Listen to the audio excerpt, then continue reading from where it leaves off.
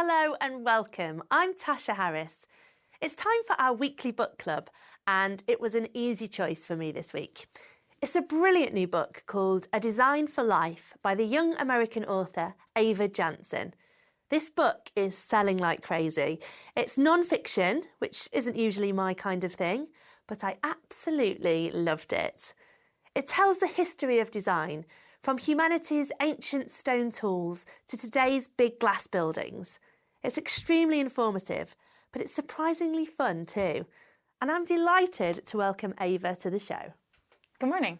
So Ava, this is an amazingly accomplished debut book, but why design? My background is in art and I'm incredibly passionate about design. It's my life. But that's not the only reason. I also want to change attitudes.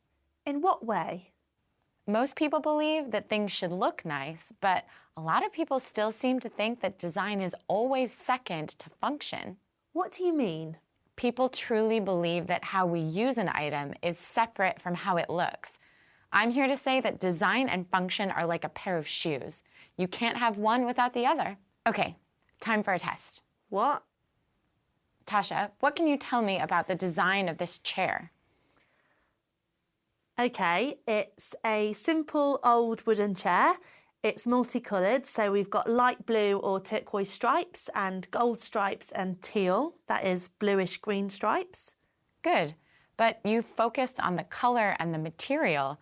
You haven't mentioned the four legs, the back, or the armrests, but that's design too.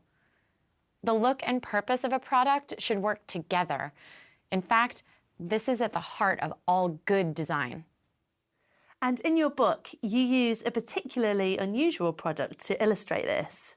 Yeah, I mean, Tupperware might not be famous for the way it looks, but I think it's a fantastic example of good design. It was invented in 1945 and quickly became popular. There were two reasons for this.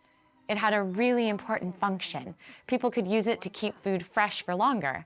And they stacked easily too, so you could store them almost anywhere. These small, colorful plastic boxes weren't just really useful, they were modern and stylish too. One magazine even described them as little art objects. My mother really loved this reddish color. They called it retro red vintage. And that's what good design is all about, creating something that is both beautiful and efficient. But in your book, you talk about bad design too. Oh yeah, there are plenty of examples of that. Let's look at them in part 2. Join us then.